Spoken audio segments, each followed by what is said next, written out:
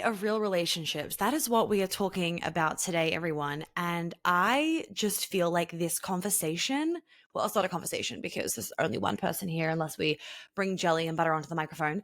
I feel like this podcast is so fucking needed. Even though you might think it's for those in a relationship, it is definitely for those of you that are also single. Maybe you're dating to be in a relationship, because we all need this reminder of reality that we're humans, right? And I would love for those of you that are single or are dating to know that when these thoughts pop up, when these things happen, it's okay. It doesn't mean that you're dating the wrong person. It doesn't mean that you are with the wrong person. It means that you are human. And of course, there's going to be times like I talk about where maybe you are with the wrong person, but get into the episode. It's for everybody. I hope that you guys love it. So I have a lot of conversations with different friends of mine that, will share things they're going through in their relationship or with dating and whatever it is. And part of it obviously acts as market research of like, okay, we are all incredible women here. We all have a lot going for us. Like, what's going on? And so this isn't a blaming episode. We're not blaming men because it's not men and it's not women either. It's, in my opinion, a lot of it is just modern society. A lot of it is we're being conditioned all the time and we are disconnecting and divorcing ourselves from our intuition, from our truth, from our desires. And so that's what we're going to dive into today. I hope my intention for this episode is that it is fucking refreshing for you guys, because something that I feel like I am really good at offering other people, and a Fred said this to me the other day, is, and I've been told this before, so I like to think this is the case, and I hope that you guys think this is the case, and I know that people have also said this to me, is that I make what I'm sharing relatable. I make it actionable. I make it realistic. I'm not one of those people that will sit on Instagram and be like, oh, I'm in some like conscious relationship and everything's so deep. And, whenever we have to talk, we'll sit down on the sofa really gently. And, we have this perfect dialogue between the two of us and we really tap into our heart. No, that's not what happens. I'm also with a man that is not into that shit at all. If I said, babe, just tap into your heart and like speak to me through your heart, he'd look at me and be like, what the fuck are you on? So I can't say that even if I wanted to, and even if I tried, but I know that is what makes so much of my advice more tangible for a lot of you. That's also why I love that I get to now bring my fiancé onto stage for some of the events. He's coming for the LA event. Why I love also involving him in those events to help answer some of your questions and just give a guy's opinion or perspective, and also to affirm what I'm saying, is that he's not a woo-woo into the work, goes to the men's groups. Like, he didn't know what personal development was until he met me, which was only a year and 8 months or a year and 10 months. I don't know what month we're in, 10 months ago, right? It was that we met in January of 2022, January 2022, end of Jan. So he didn't even know what personal development was, right? Before he met me. If you've listened to our episodes, our love story episodes, then you'll be able to know the whole story of everything. And I've given you guys a nitty gritty in that.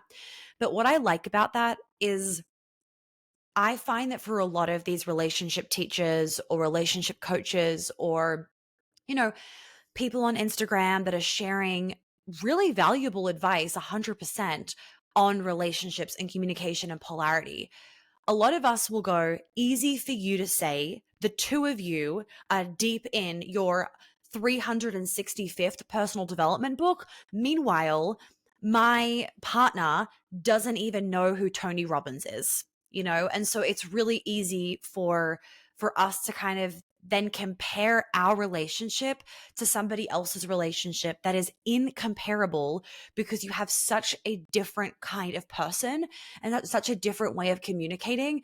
in these two different relationships. And I don't want to say one is better than the other, because I don't believe one is better than the other. For me personally, I would find those really heavy conscious relationships fucking exhausting, because everything would feel so serious. These relationships, these conversations have to be so fucking deep. And sometimes you don't want to talk about it. Sometimes the answer is, I don't want to fucking talk. Like, I don't know what I think. I don't know what I'm feeling. I need to go and process this. Sometimes you don't want to sit down and calmly communicate. Sometimes you want to fucking have a tantrum. Sometimes you want to get emotional.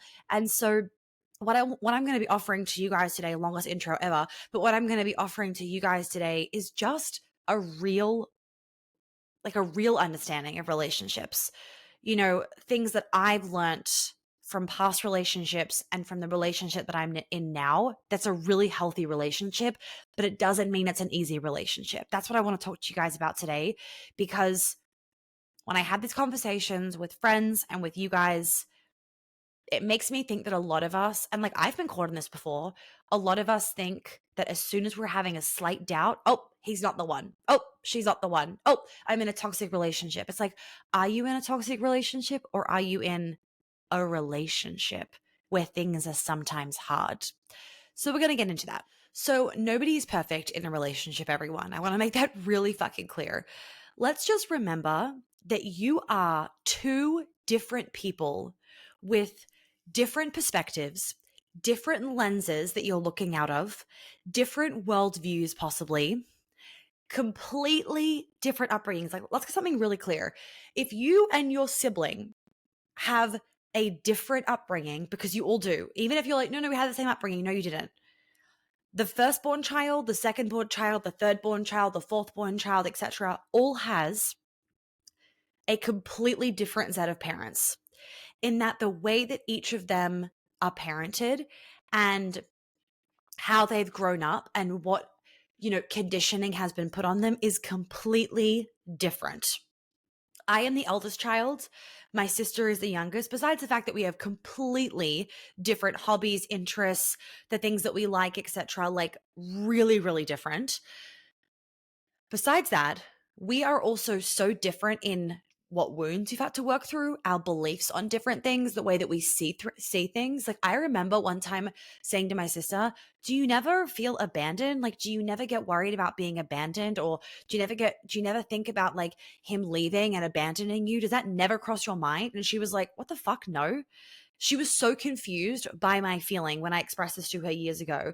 Meanwhile, my abandonment wound was something that I really had to work through, being the eldest, So just to be really clear, if you and your siblings have different wounding, have different upbringings, have different perceptions of things, I think it's pretty safe to say that your partner has a completely different set of wounds and trauma and upbringing. Even if you both have an abandonment wound, let's say, the way in which it would be felt and expressed could still be very, very different, right? Then we're also dealing, for the majority of us, with the fact that you're a woman or you're a man and she's a woman or she's a man, not she's a man, but you know what I'm saying. If you're listening and you're either in a heterosexual relationship or you're in a homosexual relationship. If you're in a heterosexual relationship, you're also dealing with a completely different biology, a different way of processing information, a different way of processing throughout when you're in an argument, a different way of seeing the world already.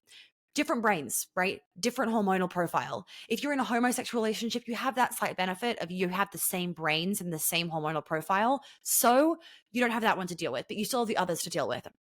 So we have to remember that no relationship is ever going to be perfect. No relationship is ever going to not have tiny little doubts sometimes. Now, if there is a constant doubt in the back of your mind, that's a different story. But if you are deep in an argument and you're like, I fucking hate you, like, why the hell is this happening to me? That's not abnormal, right? You have to remember that your internal experience is reflective of your external experience. When the sun is shining, you're on holiday, you're having raging sex, the food is good, your tummy is happy, you're in ovulation phase, the world is great. You love your husband, everything's fabulous. Then you're at the end of your luteal phase. The fucking weather is shit, work's been rough that week, everything's pissing you off, the moon is in fucking retrograde, your skin's breaking out, you feel bloated, the two of you have not been communicating well for whatever reason, you're having arguments after arguments. Of course, some fucking doubt is going to creep in. Of course, you're going to go, oh my God, is this my person? Am I in a toxic relationship? Blah, blah. Those things are not abnormal. You're just being a drama queen or a victim, or you're overthinking in that moment. And I really want to say to everybody, that's okay. You're allowed to have a few hours of being like, fuck my life, I hate everything, and nothing bad's gonna happen, right? It doesn't mean anything more than you're having a bit of a tantrum, right? You are being emotional, and there's nothing wrong with that, especially to the ladies. To the men, you might be like, no, I never think that. Right. Well, you know what? You're not emotional. So sorry, but you're out of this conversation for that point. But for the ladies listening, you have to remember that for our brains, we see feelings as facts, right? Whereas for men, they don't see feelings as fact. They see logic, right? They're like, if it's logical and it makes sense, but you need to get off your brother, he's not liking it. I wish you guys could see this. Butter is fully on top of Jelly, grabbing him, arm around, like super bizarre. Jelly's like growling at him, like, get the fuck off me, bro. And he's just looking at me like, no. Um, men aren't seeing their emotions as facts. They don't see the same things, right? So for him, he's like, the fact is I love you. I would never doubt it. Whereas you're like, no, the fact is that you didn't understand what I was saying and you made me feel blah, blah, blah, blah. So now I'm thinking XYZ, because we take what we feel as a factual thing when it's in fact not a factual thing. So we have to also remember, ladies, that your experience, even in the midst of an argument, could be causing, if you are watching the video, you'd be seeing Jelly right now, just looking at me, could be causing a different internal experience to his internal experience. And I know this for a fact because I've had these conversations with my fiance where I'm like, don't you sometimes think blah, blah, blah? And he's like, no, because he's like, babe, I committed to you. Like, it's the end. Like, there's no, like, that doesn't make any logical sense. And I'm like, fucking logic. So look, I'm just going to leave that there. But remember that you have these two different experiences. And so you have two different people trying to work out how to intertwine their lives into one. That is not going to be perfect all the time. That is not going to be easy all the time, especially when you have big changes in external circumstances. It's going to make things a little bit harder. I have something so important to share with you guys, especially if you're loving this episode, you're going to want to listen to this. So my program, Embodiment of Dating, is so profound because what makes this program so different is that it's not this fluffy run-of-the-mill relationship program. It's not all, positive love and light and, I'm in this perfect conscious relationship. No, if you look at the module outline on the website, you'll actually see what I'm talking about. And you'll see that I'm not just talking about the pretty sides of relationships. I'm getting into the somewhat really hard parts of being in a relationship. Relationships can have their ups and downs. Sometimes they can feel frustrating. And, in those moments where you're having sex on a Saturday at 2 p.m. and you're just horny from looking at each other, how do we have more of those moments? So I made this program to put all of this in this one beautiful package deal. So it's different from Be a Lover, Not a Mother, because that program is really about how to not emasculate him and to get him to lead. And this program, Embodiment of Dating number 2, is about how to be in a relationship. Because friends, no one taught us this shit at school, right? How do you fight well? How do you stop attracting emotionally unavailable men? How do you be strong and put your foot down whilst also being in your feminine? So this program is going to guide you on how to behave like the feminine queen that you are and to say goodbye to having those emotionally dysregulated outbursts. It is more than just a dating program. It is the subject that we didn't get in school that would have actually been useful. Most of us don't have an upbringing where we are taught how to express ourselves and remain emotionally stable when life is happening, or how to navigate getting triggered in a relationship, or how to have a secure attachment style. So this program is for you if you're in a relationship or if you are dating with the intention to be in a relationship. All of you are going to get so much out of this program. There is so much to learn. Even if you're in a relationship, you're going to get stuff out of the dating modules. And even if you're just dating and you're in a relationship, you are going to want to be listening to those relationship modules. So I wanted to share that with you. I think it's really, really important. You can get on the wait list so that you know when the next opening is going to be. And let's get back into this amazing episode. For those of you that don't live under a rock and saw on my Instagram, I haven't made it like a massive deal, but you saw in my Instagram, sorry, if I look at my phone and pause for a second, if you're watching the video, it's just because my fiance is at the vet with one of our dogs, the old one, who puked blood this morning and isn't doing very well. So anyway, I'm just waiting. I just don't want to miss a phone call in case he phones me. So back to what I was saying. If you haven't been living under a rock, you would have seen that my fiance now works for me. So we work together. And that's an example where we had a huge external change in our environment that, of course, caused a slight internal change for him and also for myself. But when we talk about it, or when we argue about it, I'll be really frank, when we argue about it, it allows me to see how we have such different experiences when we are experiencing like the same thing. Like the internal experience is different when we're experiencing the same external thing. It's very, very interesting. And so, let's just go through kind of like what's real in a relationship. And I want to remind you that everything I'm saying, people don't say this on Instagram enough, but everything I'm saying is general. So things might be heightened during a certain argument or a certain time of the month. Like when you add context, these things could be amplified or they could be minimized. And if you're having 1 week in your relationship where there's a lot of arguments, a lot of miscommunication, like Mercury's in retrograde, and you're like, yep, well aware because we cannot seem to talk to each other properly. We're speaking 2 different languages. That week, if you are fantasizing about running away to Tuscany and having a farm with chickens, I don't blame you, honestly. I really don't. And to just add to normalizing this conversation and to normalizing, ladies, if you're thinking this sometimes, I go around and ask a lot of my friends, do you ever think about blah, blah, blah? And like, oh yeah, all the time. Or do you ever think about that? And like, we're talking, I am saying this to very emotionally stable people.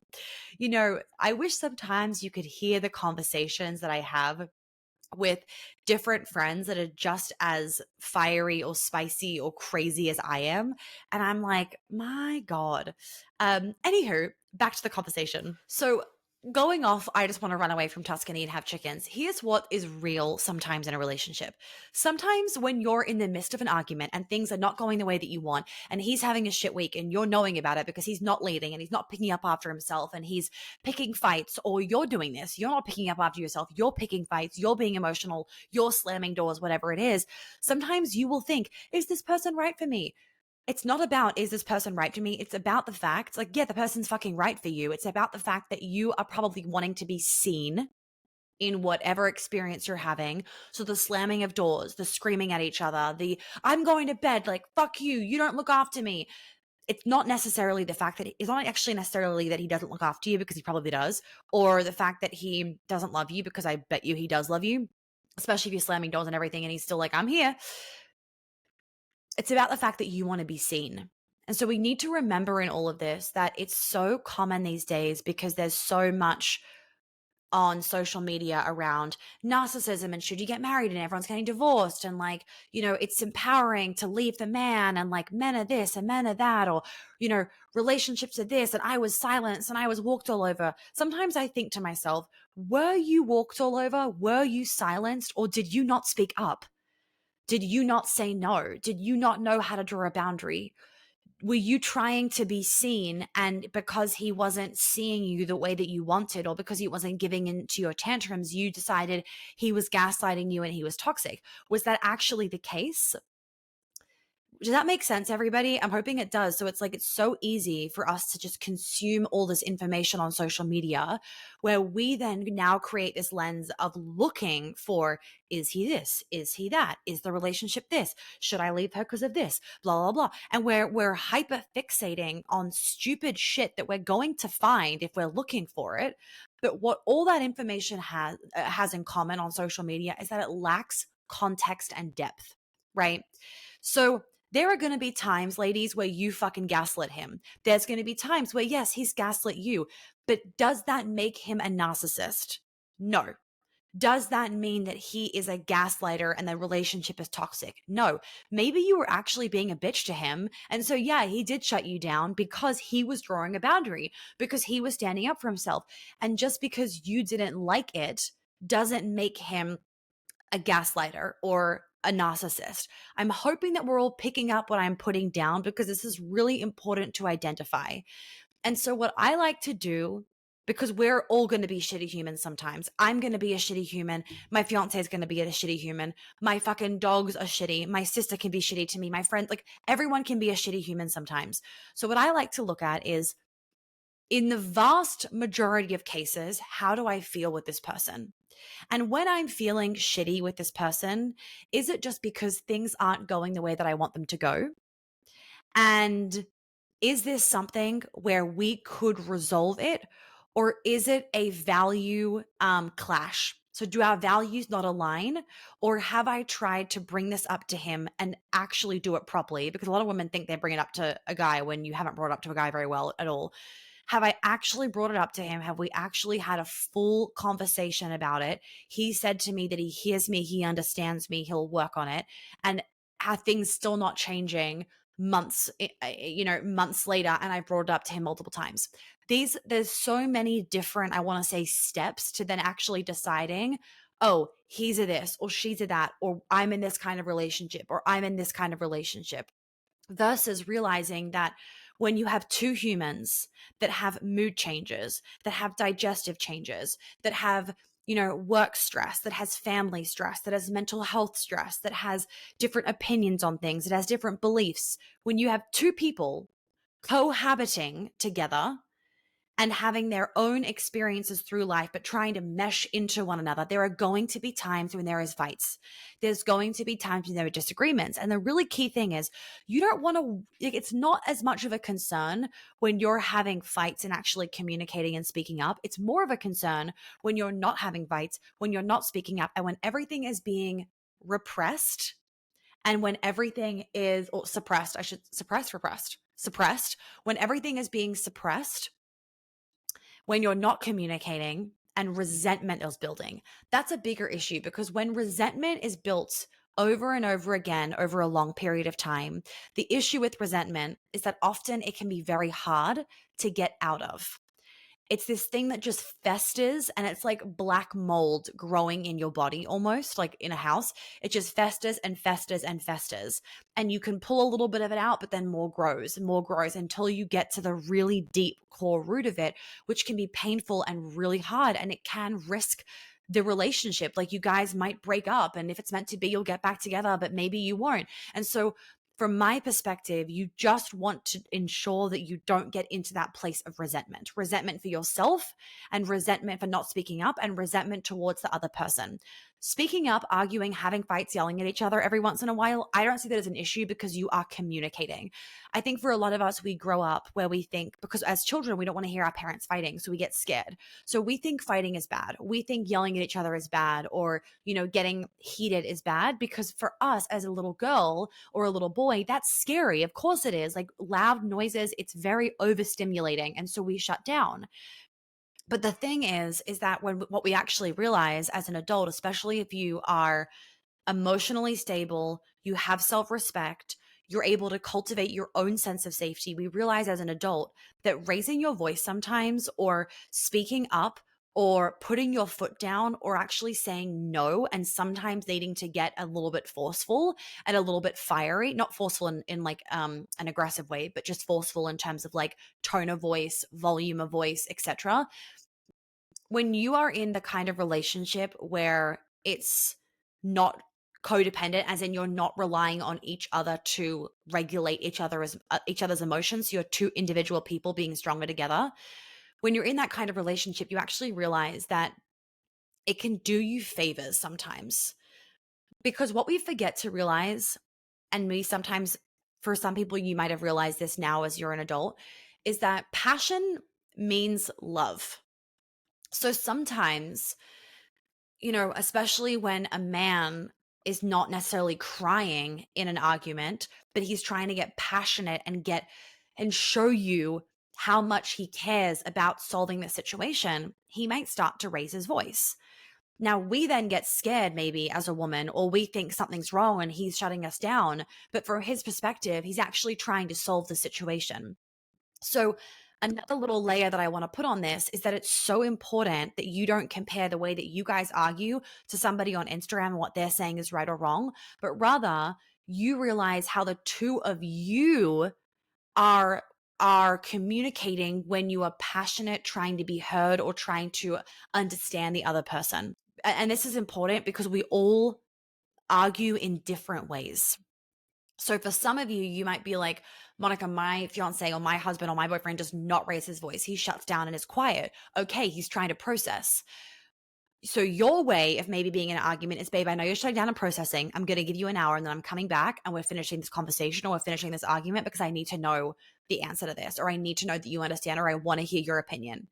So it's not, this is why it's so dangerous and it can be so mentally draining when you're looking at these social media accounts where it's like, he should communicate like this. If he's shutting down, then he doesn't care about you. Or, the two of you need to talk like this. Like, okay, well, easy for you guys to say. You're not dealing with someone whose trauma response is freeze and disassociate. So this is what I'm saying. If you've got to learn how to be in your relationship, not how to be in somebody else's relationship. Okay. So sometimes if you think in the midst of all of that, is this person right for me? It doesn't mean you have to leave. It doesn't mean, oh my God, because I thought that we shouldn't be getting married, or we should not have gotten married, or I need to leave right now. That's not like, oh, my intuition is screaming at me. No, your intuition isn't necessarily fucking screaming at you. Like if it's over and over and over and over again every day, then maybe it is, but your intuition isn't necessarily screaming at you. It's the fact that you're fucking exhausted, you're pissed off about the situation, and you're being a little bit of a victim right now. And that's okay. I can be a bit of a victim too sometimes. I can have a bit of a tantrum too sometimes. And it doesn't mean anything wrong with me. Guess what? Guess what, everybody? This is what it actually means. You are human. That's it. You're human. Oh my God, you are human. What a fucking relief. Like when you can actually just allow yourself to be a human being, it is fucking relieving. Ladies and gentlemen, I've got a really exciting announcement that I am doing a free masterclass. Yep, when does she ever do one? She's doing one. She is doing one in October of this year, but I'm sure we'll be doing it again, or we're going to make it evergreen. So just if you're listening to it and you've missed it, that's okay. Maybe send a DM, maybe look at my website, you'll find it somewhere. Or if you can't, obviously just send an email to us. But I am doing a free masterclass on understanding your trauma in October. Men are welcome, women are welcome, dogs are welcome, children are welcome. I will probably swear because it's me, so maybe not children. But anyway, everyone is welcome. And on this free masterclass, I am going to walk you guys through what actually is trauma, what out of your habits and the bad cycles that you're in are connected to your trauma. Like, where are the links? I'm literally going to be going through so many different symptoms of trauma, different habits, different cycles. And I'm really having the intention of helping you guys to weave together, oh, the reason why I have this cycle or this habit or this trauma response is actually because of A, B, and C. So I'm going to be pulling out the most common things that I see and walking through them all and really helping you guys to understand these different responses that you're in. So if you haven't already joined, because maybe you've seen it on my Instagram story, the link is below to that. It's completely free. So you can come to that. And if you can't come to the live masterclass, then you will be able to get the recording, no problemo. So that is that. Let's get back into the episode. So the next thing that I want to say of what's sometimes normal is sometimes not to miss your partner, right? Because it's okay if you want to fucking break. You can love somebody and be like, I actually don't miss you. Like, I'm enjoying this time alone, or I'm enjoying my girls' weekend, or whatever it is. Sometimes you might not want sex. That's okay. It doesn't mean, oh my God, my hormones are completely derailed, my libido's fucked, like a world's going to end. No, it might actually just be that you're exhausted from the week. And as a result of that, you want space. You want to preserve your resources. You don't want to give to somebody else. You don't want to touch somebody else. You actually just want to be left alone.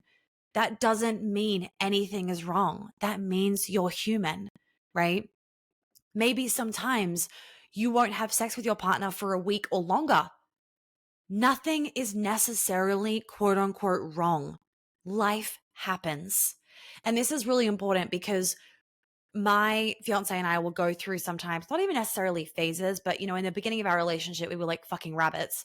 And then, of course, when we are really, really busy, what we've learned as we've gotten in flow with each other and as we've learned to create more independence in our relationship. I wrote a really great email about this when I was recently in Paris, if you read it. And I actually want to do an episode on this anyway, so I'll do another episode on basically that topic of the email, but I'll summarize it in here.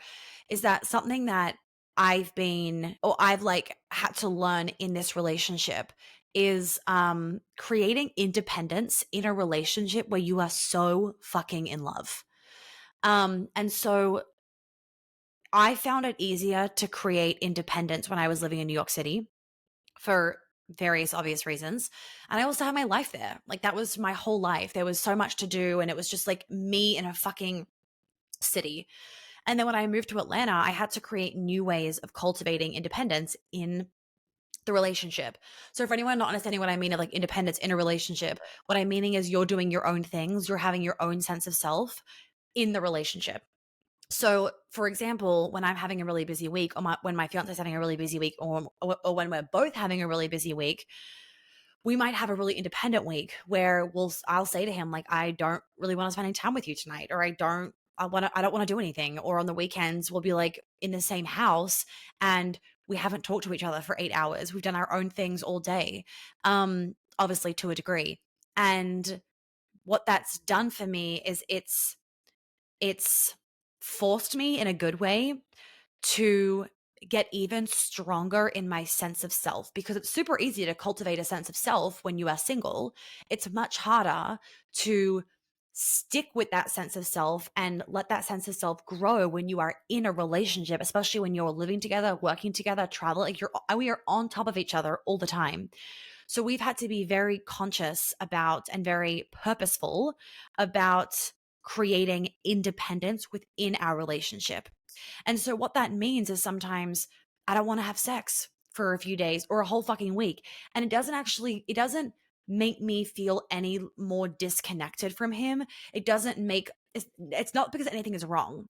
What this also means is it allows us to realize and be reminded all the time that we'll always come back, And so it's been this lesson for me that we can have 5 days, which for us is like kind of a lot, 5 or 6 or 7 days with no sex.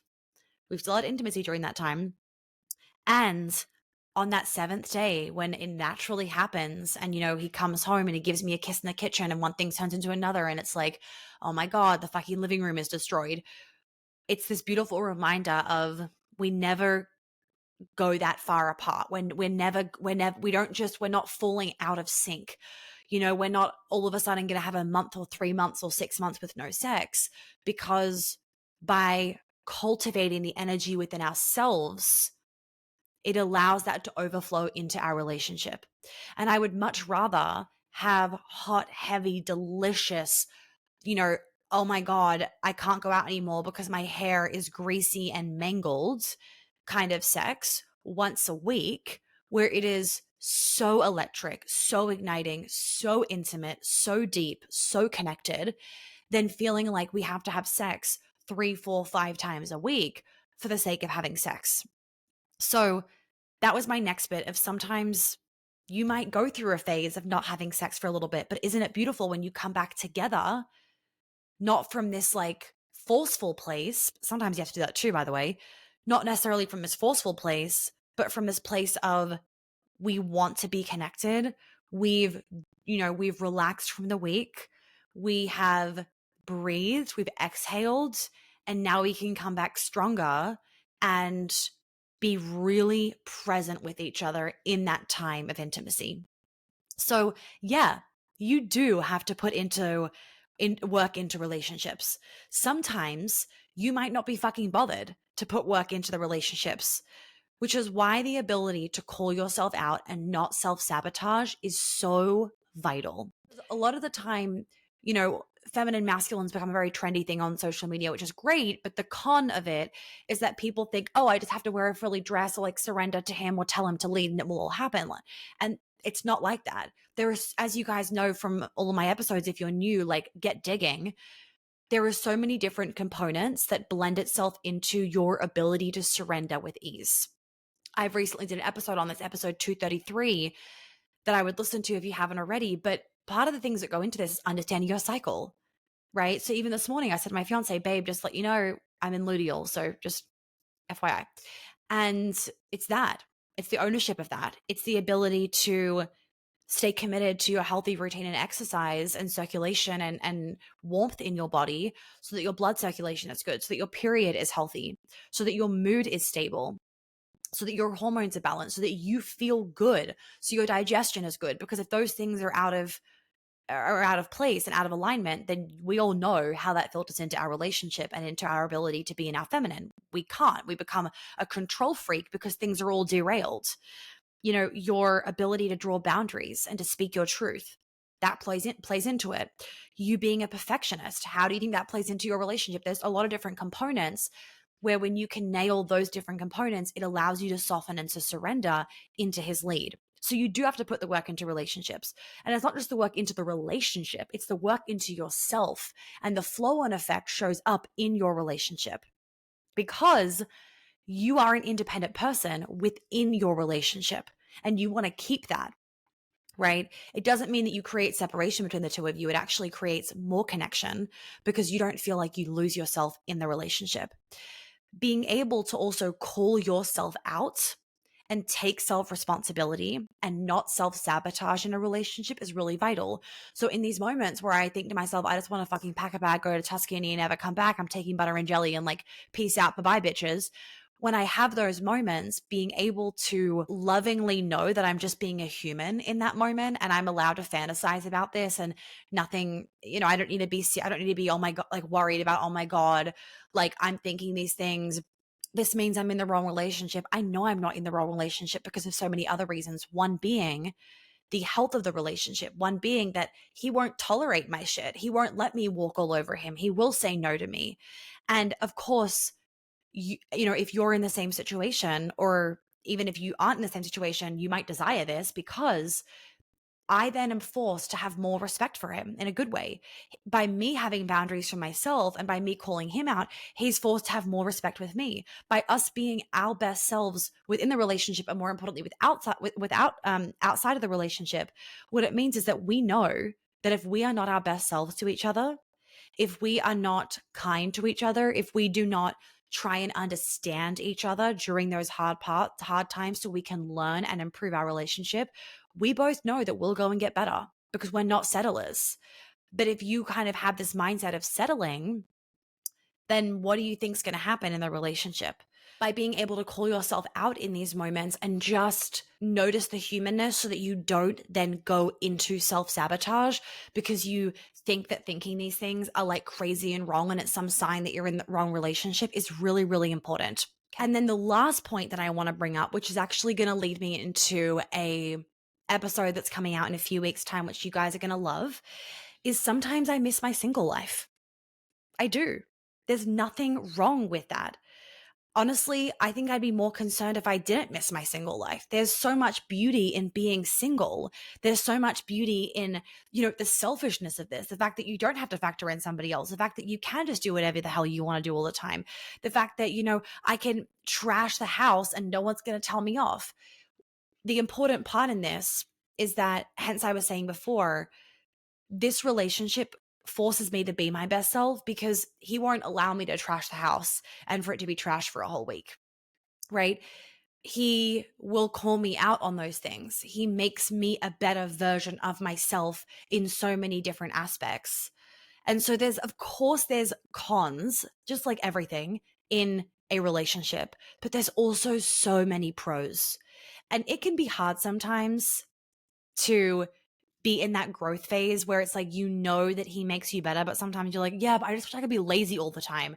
I get that. Like I said before, we're fucking human. And so what I'm going to talk about in this episode is really how I have been able to use those moments of, oh, I miss my single life to my advantage.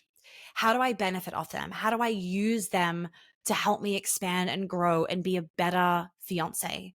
Rather than thinking that's something that I shouldn't be thinking, how can I actually use that as, oh, I'm thinking this, so let's take some action on it. Let's actually allow myself to think these things, rather than thinking something's wrong with me or something's wrong with the relationship for thinking them. So that's going to be an upcoming episode.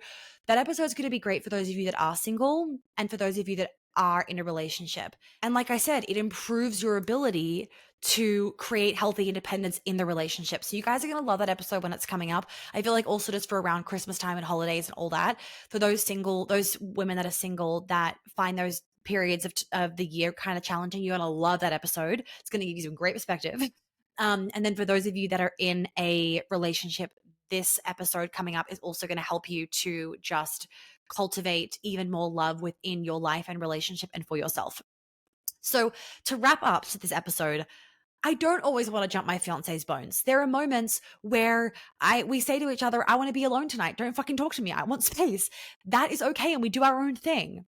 I just want you guys to know that when you're on Instagram and you're seeing these things, please, like you're seeing these, he should be doing X, Y, and Z, or I should be feeling A, B, C, or she should be doing this. He should be doing this, especially when it comes to a man needs to lead and provide and blah, blah, blah. I find that, and this is why I try to add context to these posts like that I post. And like, hence I have a podcast and I'm sharing this shit, because so much of the time it's just not that easy. It's just not that easy to say to him, you need to be a provider and protector. What does that even fucking mean these days? That's the issue. There's so much that has changed that we need to realize that's also going to mean that we have to change things slightly in our relationship as well. When we talk about the fact that, back in the day, he was the breadwinner, he was the provider and the protector, that was easy done. That's not the case anymore. Majority of women are making the same, if not more, as their partner. So because of that, we need to then change how we're showing up in relationships and how we're relating with each other in our relationship. So the feminine female breadwinner, for those of you that make as much money as him or more, would be a really great program for you. It's a short course. It's super digestible. It's broken down into, I think, 12 or 13 little lessons. So it's easy to jump around and review, in the future when you're like, oh, I just need to be reminded of what Monica said about this component of things. You can just jump in and easily watch that or listen to it. That episode is a game changer for those of you that feel like money is playing a little bit of a role in some problems in your relationship, because money is one of the number one reasons for divorces. And I really don't want that to be the case for any of you if you can avoid it. So I'm going to wrap this episode up here. I hope that you guys absolutely loved it. If you want more on this topic of real relationships and just the hard parts of relationships, embodiment of dating number 2 is the best thing. Right now it's waitlisted, but just trust me, get on the waitlist. That is the best thing for the best program for those hard things and navigating them in relationships and also in dating. It's a great program for those of you dating with the intention to, be in a serious relationship. And it's also great for those of you that are already in a relationship. Be Loved Not a Mother is different, because Be Loved Not a Mother is more about not emasculating him, understanding men and getting him to lead. Whereas Embodiment of Dating is more about relationships and just the hard shit in relationships. And if you look at the module structure, you should be able to get that pretty quickly. All right, I'm going to love you and leave you. I will see you all in the next episode.